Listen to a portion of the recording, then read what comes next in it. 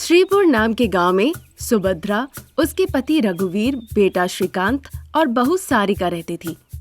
नाम के ही वो सास बहू थे, पर वो बिल्कुल माँ बेटी की तरह रहा करते थे। देखने में सारिका बहुत ही दुबली और लंबी थी। वो इतनी ही दुबली थी कि अगर तेज हवा चले तो हवा में उड़ भी सकती थी। इन दिनों महिलाओं के लिए कोई सुरक्षा नहीं। कहीं भी देखो कोई ना कोई भयानक स्थिति हो ही जाती है, अपराध घट ही जाता है। वैसे तो मैं उस उम्र में कुछ सीख नहीं सकती, पर बहू को जरूर सिखाऊंगी।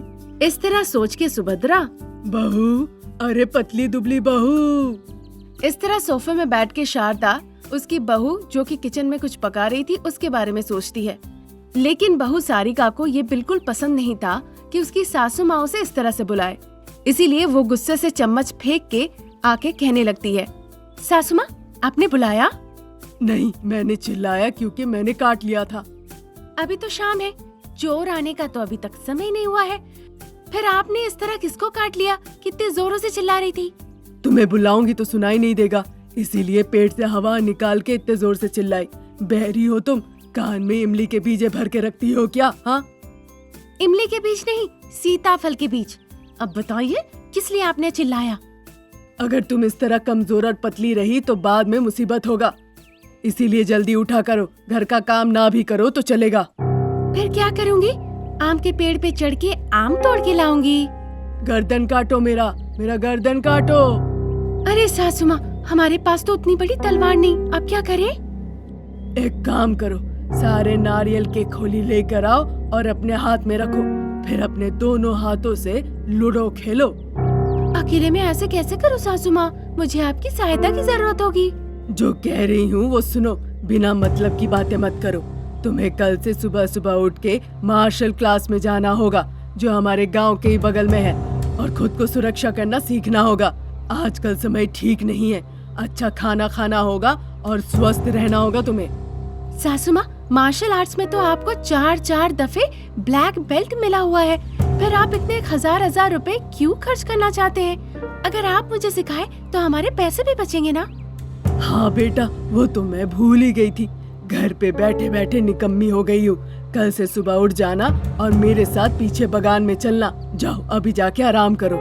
अगले दिन सुबह सुबह सासू माँ सुभद्रा अपनी बहू सारिका को मार्शल आर्ट्स सिखाने लगती है। ये सब देखा पर फिर भी पतियों ने नजरअंदाज कर दी। सारिका अपनी सासू माँ से बहुत अच्छे से मार्शल आर्ट्स सीखती है।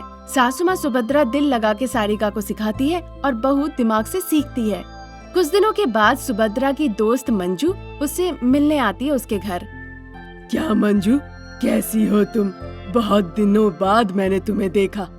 हाँ, बहुत दिन हो गए, मैं फॉरेन गई थी ना, इसीलिए हम मिल नहीं पाए। ये लड़की तुम्हारी बहू है क्या? नहीं नहीं, मेरी बेटी है। अरे क्या कह रही हो? तुम्हारा तो एकमात्र बेटा श्रीकांत था, फिर ये लड़की किसी को गोद लिया क्या? नहीं नहीं, मेरी बहू ही है, पर हम वैसे रहते नहीं। आजकल तो माँ बेटियाँ भी हमें देखकर जलती है। अच्छा रिश्ता है, इसीलिए वो मेरी बेटी के तरह ही है। ऐसा क्या? ये सुन के तो मैं बड़ा ही उत्साहित हुई। इस दुनिया में तुम लोगों की जैसी जोड़ी कहीं नहीं मिलने वाली।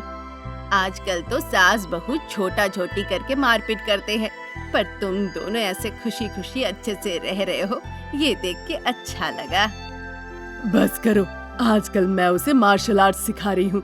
अच्छे से वो सीख रही है, बहुत ही कम दिनों में सीख ली।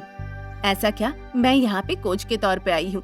1 महीने में यहाँ पे मार्शल आर्ट्स कंपटीशन होने वाला है। तुम भी अपनी बहू से कहो ना पार्टिसिपेट करने के लिए। अगर वो जीतती है तो स्टेट लेवल कंपटीशन में भाग ले सकती है। वो तो पता है, पर देखना होगा कि बहू क्या कहती है। एक बार पूछना होगा। क्या कह रही हो? अगर तुम पूछोगी तो हो सकता है कहे शादीशुदा हूँ, नहीं करना, पर तुम कहोगी तो वो जरूर मानेगी। सुभद्रा अपनी दोस्त की बातों को सुनती है। उसे पता होता है कि सारिका की जिंदगी अच्छी होगी। ये सब सोचकर वो सारिका को इन सब के लिए मंजूर करवा लेती है। तब से सुभद्रा सारिका से ज्यादा प्रैक्टिस करवाती है और खुद खड़े रहकर सारिका को ट्रेनिंग देती है। सारिका भी बहुत अच्छे से सीख लेती है। बिल्कुल 29 दिनों के बाद मंजू सुभद्रा को फोन करती है। घंटी बजते ही सुभद्रा फोन उठाती है। हेलो। हेलो मंजू, कैसी हो तुम? मैं अच्छी हूँ। कल मार्शल आर्ट कंपटीशन है, तो तुम लोगों को यहाँ आना होगा, ठीक है?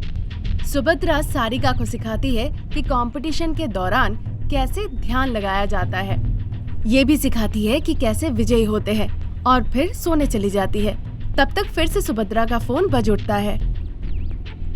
आपके पति और बेटे का एक्सीडेंट हो गया है, हॉस्पिटल में एडमिट है, जल्दी आप लोग आइए। हॉस्पिटल से किसी आदमी ने फोन करके बताया। ये सुनने के बाद सुभद्रा अपनी बहू को लेकर हॉस्पिटल के लिए निकल जाती है।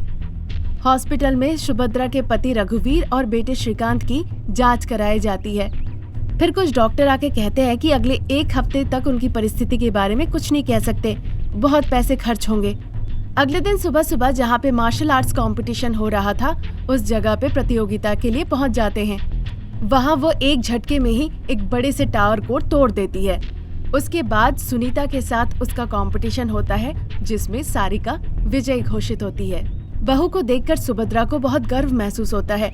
वो सारिका को सोने का मेडल और बड़ा सा कप देते हैं। कंपटीशन में जीते पैसों से सारिका अपने ससुर जी और पति की जान बचाती है।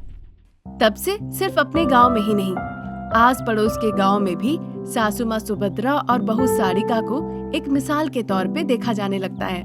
इस तरह कड़ी मेहनत से सासू माँ सुभद्रा बहू सारिका को मार्शल आर्ट सिखाती है, जिसके लिए सारिका तहे दिल से आभारी रहती है। एक गांव में रमेश नाम का एक आदमी रहता था। रमेश की माँ शारदा और उसके पिता प्रसाद बहुत ही शांत स्वभाव के थे। जब भी कोई समस्या होती थी, वो डरते नहीं थे, ना ही चिंता करते थे। वो मुस्कुराते हुए उसे अभिवादन करते थे।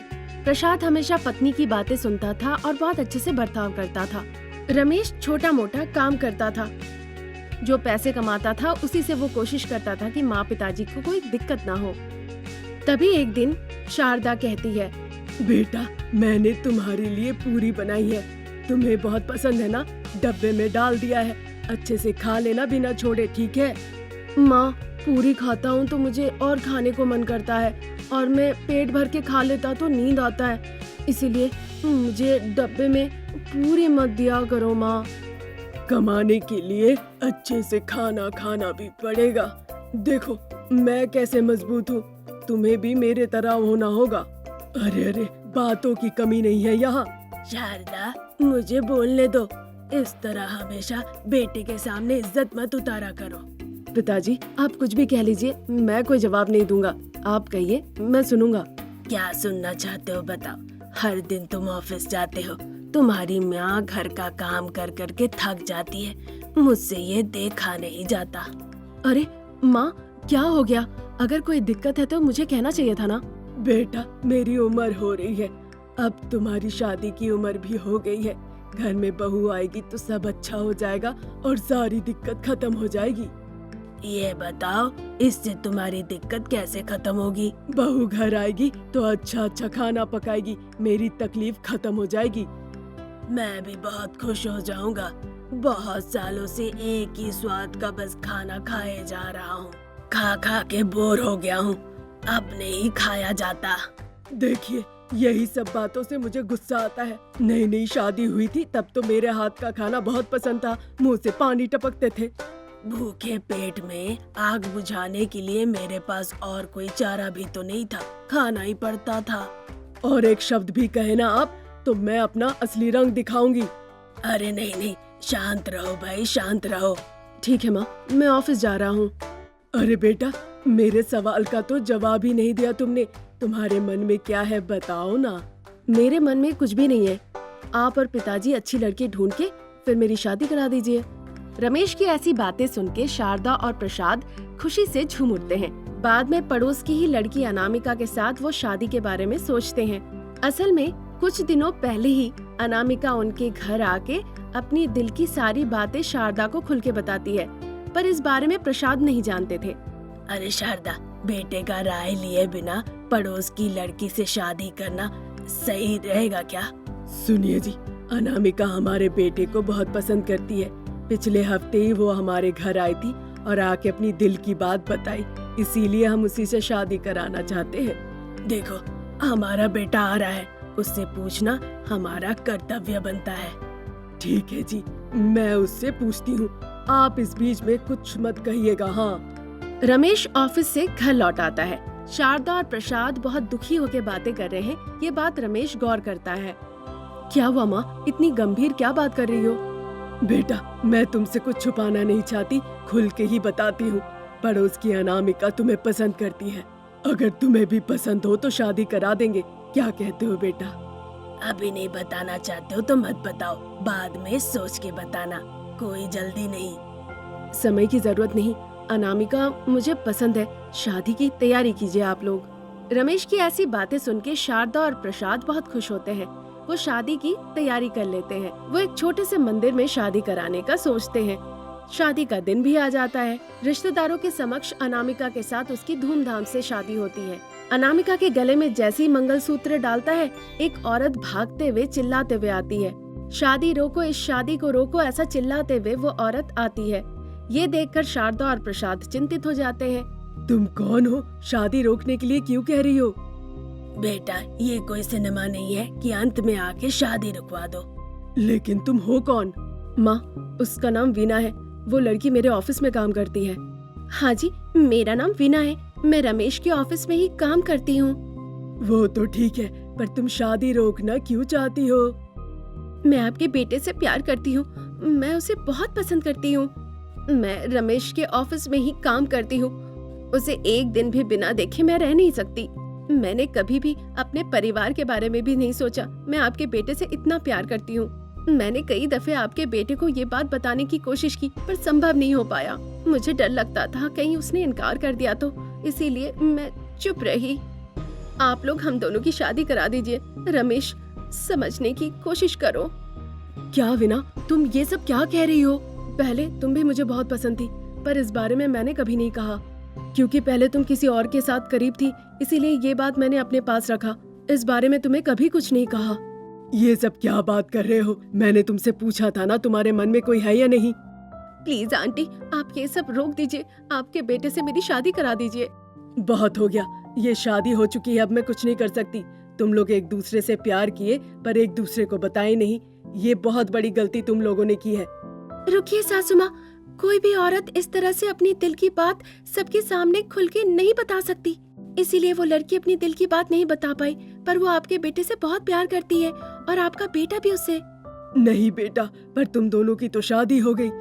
अगर वो मेरे गले में मंगलसूत्र नहीं डालते तो वीना से ही उनकी शादी हो जाती। अगर अभी भी उन दोनों के प्यार को मैं नहीं समझ पाऊँ तो मुझसे बहुत बड़ी भूल हो जाएगी। अजी, आप वीना के गले में मंगलसूत्र पहनाइए। हाँ, बहू ने बिल्कुल सच कहा। सब ऐसी बातें क्यों कर रहे हो? ये बहुत बड़ी भूल होगी। बेटा, जब तुम्हारी पत्नी ही कह रही है तो उसमें गलती कहाँ? ज्यादा बात मत करो, वीना के गले में मंगलसूत्र डालो। माँ, तुम भी ऐसा कह रही हो? अब कुछ मत कहो, मंगलसूत्र बांधो। इस तरह रमेश वीना के गला में मंगलसूत्र बांध के शादी कर लेता है। वीना को समझने की कोशिश करते हैं सब।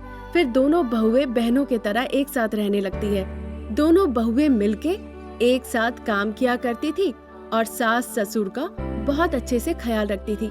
उन्हें जो चाहिए था वही बना के देती थी। ये देखकर रमेश भी बहुत खुश होता है।